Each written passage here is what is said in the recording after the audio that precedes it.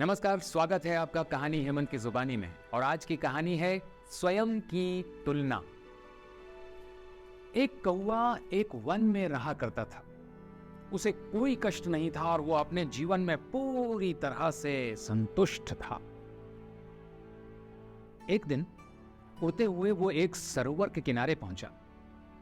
वहां उसने एक उजले सफेद हंस को तैरते देखा। उसे देखकर वो सोचने लगा, यह हंस कितना सौभाग्यशाली है जो इतना सफेद और सुंदर है। इधर मुझे देखो, मैं कितना काला और बदसूरत हूं। यह हंस अवश्य इस दुनिया का सबसे खुश पक्षी होगा। वो हंस के पास गया और उसने मन की बात उसे बता दी। सुनकर हंस बोला, नहीं मित्र, वास्तव में ऐसा नहीं है। पहले मैं भी सोचा करता था कि मैं इस दुनिया का सबसे सुंदर पक्षी हूं, इसलिए बहुत सुखी और खुश था। लेकिन एक दिन मैंने तोते को देखा जिसके पास 2 रंगों की अनोखी छटा है। उसके बाद से मुझे यकीन हो गया कि वही दुनिया का सबसे सुंदर और खुश पक्षी है। हंस की बात सुनने के बाद कौवा तोते के पास गया और उसने पूछा कि क्या वो दुनिया का सबसे खुश पक्षी है। तोते ने उत्तर दिया, मैं बहुत ही खुशगवार जीवन व्यतीत कर रहा था जब तक मैंने मोर को नहीं देखा था, किंतु अब मुझे लगता है कि मोर से सुंदर तो कोई हो ही नहीं सकता। इसके बाद कौवा मोर की खोज में निकला। उड़ते उड़ते वो एक चिड़ियाघर पहुंचा।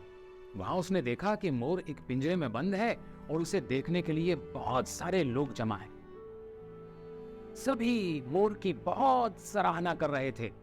सबके जाने के बाद कौवा मोर के पास गया और उससे बोला, तुम कितने सौभाग्यशाली हो जो तुम्हारी सुंदरता के कारण हर रोज हजारों लोग तुम्हें देखने आते हैं।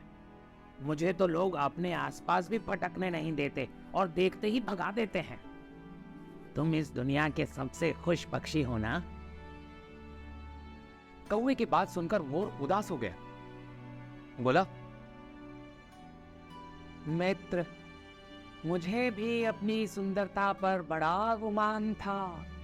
मैं सोचा करता था कि मैं इस दुनिया का क्या बल्कि इस पूरे ब्रह्मांड का सबसे सुंदर पक्षी हूँ। इसलिए खुश भी मैं बहुत था, लेकिन मेरी यही सुंदरता मेरी शत्रु बन गई है और मैं इस चिड़ियाघर में बंद हूँ।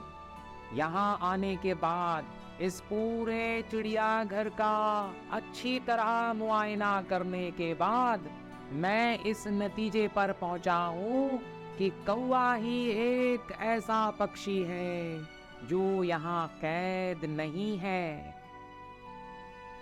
इसलिए पिछले कुछ दिनों से मैं सोचने लगा हूँ कि काश मैं कौवा होता तो कम से कम आजादी से बाहर घूम सकता और तब से मैं इस दुनिया का सबसे सुखी और खुश पक्षी होता।